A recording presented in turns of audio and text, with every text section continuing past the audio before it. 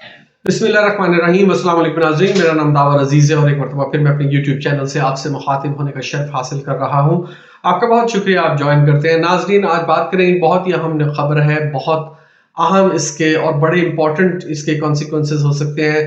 इसके असरात जो पड़ेंगे आने वाली मुल्की सियासत पर वो बहुत गहरे होंगे।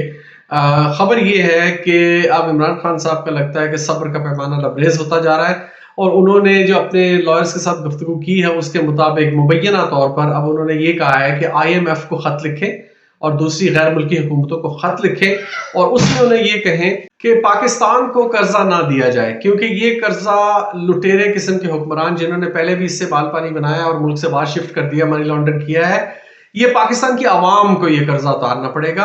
आप लोगों को, आवाम को पे ये बोझ पड़ेगा, फिर टैक्सेस बढ़ेंगे, फिर बिजली की और गैस की और ये सारी पेट्रोल की कीमतें बढ़ाकर ये कर्जे पूरे किए जाएंगे और अवाम पर बोझ डालकर ये लोग, ये हुक्मरान जो अब आने वाले हैं इक़्तिदार में, ये लोग ये पैसा खा जाएंगे। तो इसके ऊपर उन्होंने अपने लॉयर्स को ये इंस्ट्रक्ट किया है कि पार्टी की सतह पर, यानी कि पाकिस्तान तहरीक-ए-इंसाफ की तरफ से IMF को, वर्ल्ड बैंक को और बाकी जो ममालिक हमें कर्जा वर्जा देते हैं उनको ये खत लिख दिया जाए। देखिए नाज़रीन, ये एक बड़ा अहम मसला है और इस पे आप समझ लें कि इसके असरात क्या होंगे। पहले इमरान खान साहब ने क्या किया और आप ये क्यों कर रहे हैं, उससे पहले गुजारिश करूंगा कि चैनल सब्सक्राइब नहीं किया तो जरूर कर लीजिए, बेल आइकन भी दबाइए। वीडियोस पे अगर आप पसंद करते हैं तो लाइक एंड शेयर भी कीजिए और कमेंट्स मुझे जरूर दीजिए, उससे मैं अपना व्लॉग इंप्रूव कर सकता हूं। देखिए नाज़रीन, गुफ्तगू करते हैं, इस बड़ा अहम मौजू है। याद रखिएगा कि इलेक्शन से पहले जब इमरान खान साहब बनी गाला में मौजूद थे, बनी गाला में नहीं, माफ कीजिएगा, जमान पार्क में जब मौजूद थे, तो IMF के वफ्द ने उनसे मुलाकात की थी वहां पे और उनसे ये यकीन दहानी और अश्योरेंस ली गई थी कि अगर वो हुकूमत में आएंगे तो अब जो हुकूमत के साथ IMF मुआहदा करने जा रही है, जो PDM की हुकूमत थी, तो उससे छेड़ा नहीं जाएगा, उस पर अमल किया जाएगा और ये यकीन दहानी इमरान खान साहब ने तहरीरी तौर पर उनको दी। उसके बाद IMF ने पाकिस्तान के लिए कर्जे की किस्त मंजूर की थी। ये बात आपके ज़हनों में भी ताज़ा होगी। जब इमरान खान साहब पहले हो गए, इस पर राजी हो गए कर्जे के लिए, और उनकी मुखालिफ हुकूमत थी जिसने उन्होंने बहुत तंग भी किया हुआ था, जिस हुकूमत ने उनको, तो फिर भी इमरान खान साहब मान गए। तो अब क्या मसला ऐसा दरपेश आया है कि अब इमरान खान साहब इस बात से इनकारी हैं और वो IMF को लिख के मना कर रहे हैं कि पाकिस्तान को कर्ज ना दिया जाए।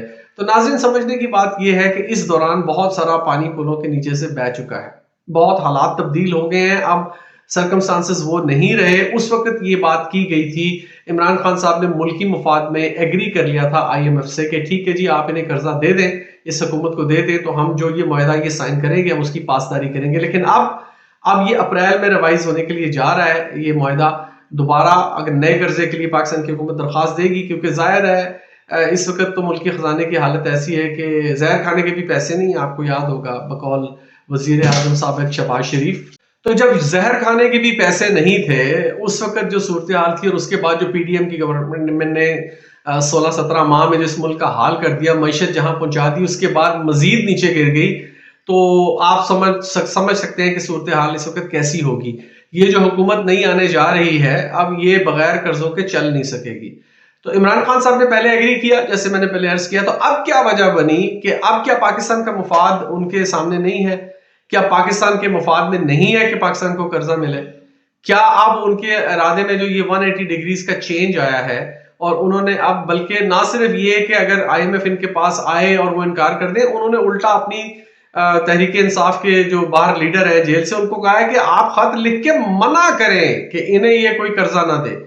तो ये चेंज किस लिए आई है? देखिए, उसकी वजूहात भी उन्होंने अपने इस बयान में बता दी है और वजूहात उन्होंने वही बताई है नाजरीन, जो कि आपको भी पता है, सबको पता है, लेकिन उन्होंने इसे इन राइटिंग देकर मोहर तस्दीक इस पे सब्त कर दिया है।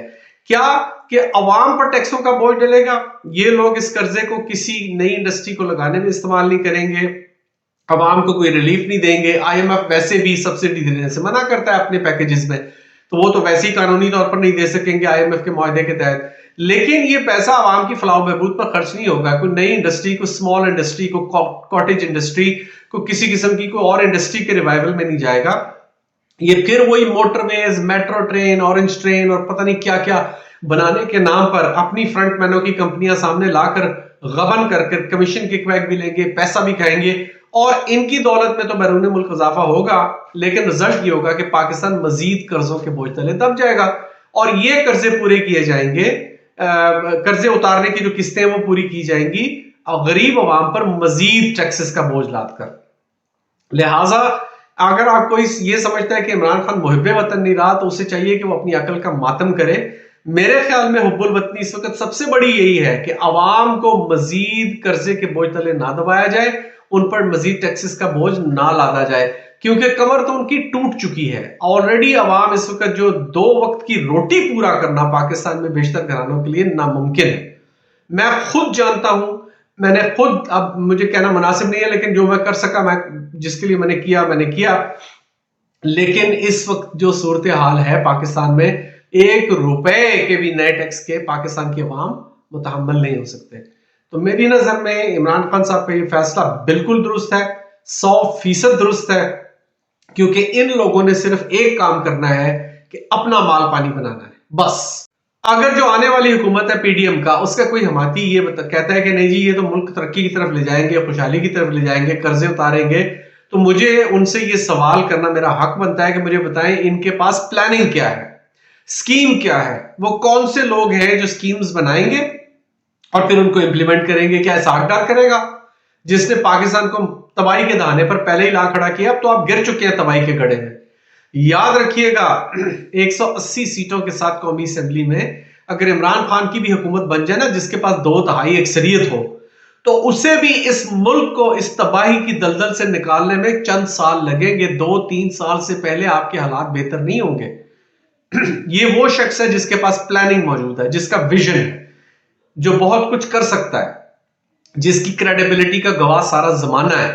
पूरी IMF क्या, वर्ल्ड बैंक क्या, पूरी दुनिया के सरबराहान और हुक्मरान क्या, वो तमाम जानते हैं कि ये आदमी करप्ट नहीं है। इससे जो पैसा मिलेगा, जो इमदाद मिलेगी, जो कर्जा मिलेगा, जैसे भी मिलेगा, ये उसे सिर्फ और सिर्फ आवाम की फलाह बहबूद पे खर्च करेगा। वो ये जानते हैं। इस शख्स को भी, ऐसे शख्स को भी अभी अगर आप हुकूमत दे दें और 2/3 अक्सरियत के साथ भी दे दें, तो जो इकदामात उसे उठाने पड़ेंगे। इस वक्त मुल्क इस हद तक गर्क हो चुका है, दलदल में गर्दन धंस चुका है कर्जों की, कि आपको रिवाइवल के लिए इमरान खान को भी 2 से 3 साल देने पड़ेंगे अगर बीच में कोई और मसले मसाइल खड़े ना हुए। तो ये लोग टटपूंजिया किस्म के सियासतदान, जिनका मतलब सिर्फ ये है कि मेरा बाप वजीर आजम बन जाए, वो कहता है मेरा बेटा वजीर आला बन जाए, वो कहता है मेरी बेटी वजीर आला बन जाए, वो कहती है मेरा चचा वजीर आजम बन जाए। ये चचों, फुफ्फों, तायों, मामों के खानदानी मौरूसी हुकूमतें हैं। वो उस तरफ वो जरदारी कहता है कि मेरी बेटी, माफ कीजिएगा बेटी नहीं बेटा, मेरा बेटा वजीर आजम बन जाए। वो तुम्हारी औकात क्या है भाई? कितनी सीटें हैं तुम्हारे पास? तीसरे नंबर की तुम पार्टी हो, जितनी सीटें तुम्हें मिली हैं उसमें से भी आधी से ज्यादा तुमने धांधली से हासिल की है। तो इन धांधली ज्यादा सीटों के जरिए से तुम तीसरे नंबर पे आए हो। तुम्हारी औकात 10-15 सीटों से ज्यादा नहीं थी, तुम चले हो वजीर आजम बनने के ख्वाब देखने, खुद सदर पाकिस्तान बनने जा रहा है जरदारी।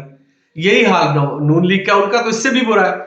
जिस किस्म के झुरलू फेरे हैं, जिस किस्म की धांधलियां की हैं, दिन दिहाड़े, डे लाइट रॉबरी कहते हैं इसे इंग्लिश में नाज़रीन, दिन दिहाड़े डाका खुले आम, छाती पे मूंग दलते हुए 25 करोड़ आवाम की उसका मैंडेट जिस तरह से चुराया और जिस तरह से माफिया, क्या अदालतें, क्या सिविल और फौज ब्यूरोक्रेसी, क्या कमिश्नर, डिप्टी कमिश्नर, जिसका आप नाम लें। वो एक पंजाबी का एक मुहावरा है ना, वो कहते हैं, वो जब तरबूज बेच रहे होते हैं गर्मियों में लोग सड़क के किनारे, आप उससे ये पूछ रहे हैं कि भाई इनमें से लाल कौन सा है, यानी मीठा कौन सा है, पका हुआ कौन सा है, तो वो कहता है पंजाबी में कि जी जड़ा पन्नो ओही लाल, यानी जो मर्जी उठा के आप तरबूज चेक कर ले, खोल के चेक कर ले, सारे पके हैं, सारे लाल है। यहां इस हमाम में सारे नंगे हैं, जड़ा पन्नो ओही लाल, जिसकी तरफ आप नजर दौड़ाएं, करप्ट तरीन, गलीज तरीन, बदबूदार तरीन, बदमाश तरीन सियासतदान इस मुल्क के मुकद्दर को चिपका हुआ है, जोंक की तरह चिपका हुआ है, और जोंक से बढ़कर इस गरीब मुल्क का खून चूस रहा है। ये लोग चले हैं हुकूमत करने, इनको आप पैसा दे दें तो खाला बिल्ली से दूध की रखवाली वाली बात है। आप करवा लें बिल्ली से दूध की रखवाली, आपको पता है बिल्ली क्या करेगी दूध के साथ, बच्चे को पता है कि बिल्ली क्या करेगी। लिहाजा इमरान खान ने यह बिल्कुल दुरुस्त डिसीजन लिया है, मेरे नजर में बिल्कुल दुरुस्त फैसला किया है कि IMF को मना कर दिया जाए कि इन्हें को पैसे ना दिए जाए, क्योंकि पैसे इन्होंने नहीं उतारने, इन्होंने माल पानी बना के निकल लेना है, लुटो ते फुटो। वो जैसे वो कहता था, इनका सेनेटर है मुशाहिद हुसैन, वो कहता था हुकूमत जो है ना ये लुटो और फुटो पर कारबंद है। वो अपने बारे में नहीं कह रहा था, वो पीपल्स पार्टी के लिए कह रहा था, वो नून लीग का है, लेकिन लुटो और फुटो इनका मोटो है। यही तमाम जो इनकी सियासत है वो इसके इर्द गिर्द घूमती है। इन्होंने तो भाग जाना है, इनके बच्चे बाहर, इनके कारोबार बाहर, इनके बैंक बैलेंस बाहर, इनकी जायदादें बाहर, ये सिर्फ हुकूमत करने आते हैं। बिल्कुल मैं 100 नहीं बल्कि 101% इमरान खान से मुत्तफिक हूं कि यही होना चाहिए था कि इस मुल्क को नहीं, माफ कीजिएगा, इस करप्ट तरीन अशराफिया बदमाशिया हुक्मरानिया को एक फूटी कौड़ी भी ना दी जाए अब कर्जे में, और ये क्योंकि ये लूट के ले जाएंगे और फिर भुरकस निकलेगा गरीब अवाम का। तो इमरान खान के फैसले की आपको भी तायद करनी चाहिए, खड़े रहें, जमे रहें। ये कोई साझेदारी की जो हांडिया है ना, काट की हंडिया, ये बार बार नहीं चढ़ती, ये भीख चौक में ये हांडी फूटने वाली है। अभी भी आप देख लेंगे, अभी आप बहुत अनकरीब इनको आप हल्फ उठाने दें। मुझे अदालतों से तो कोई उम्मीद नहीं कि वो पीटीआई को कोई रिलीफ देंगी। अगर रिलीफ देनी होती इस सिस्टम ने तो ये धांधली क्यों होती? को अश्क शुई के लिए, को आंखें पूंछने के लिए, आंसू साफ करने के लिए को दे देंगे को 4 5 6 10 सीटें, लेकिन हुकूमत ये बज़ाहिर नजर आता है कि पीडीएम पार्ट 3 बनने जा रहा है। आप इनको हुकूमत बनाने दें, उसके बाद आप देखेंगे कि 3 से 6 माह के अंदर जब बजट आने वाला होगा ना, आप बजट पे देखेंगे कि क्या घुमसान का रन पड़ेगा और किस तरह से ये दोबारा इस 2024 खत्म होने से पहले पाकिस्तान फिर इलेक्शन में चला जाएगा। हम अफोर्ड तो नहीं कर सकते, लेकिन ये इनएविटेबिलिटी है, ये हो के रहेगा, ये मुकद्दर में लिखा गया है। अगर ये भानुमती का कुंभा जो है ना, अगर इसकी हुकूमत बन गई तो आप देखेंगे कि ये हो के रहेगा कि दोबारा इलेक्शन होंगे, इस साल के आखिर तक फिर हो जाएंगे। तो अक्लमंदी का तकाजा तो यही है कि अवाम के मैंडेट को मान लें, इमरान खान साहब पे जो जाली मुकदमे किए हुए हैं, जिस पे सजाएं दी हुई हैं, उन्हें खत्म करें, खत्म करके जिसको मैंडेट दिया है अवाम ने उसके हवाले हुकूमत करे, ताकि अगर वो गलत करे तो फिर उसकी पकड़ भी उसी तरह हो, वो सही करे तो उसकी तहसीन भी हो कि वो तहसीन का मुस्तहिक है। ये चोरी की डाका डाली हुई मैंडेट वाली हुकूमत ये पाकिस्तान के लिए कुछ भी नहीं कर सकती, छनकना भी नहीं कर सकती। छनकना समझते हैं ना आप, वो बच्चों का एक झुंझुना होता है जो वो हिलाते हैं तो वो बचता है, उसे कहते हैं छनकना। ये छनकना भी नहीं बजा सकते पाकिस्तान के लिए।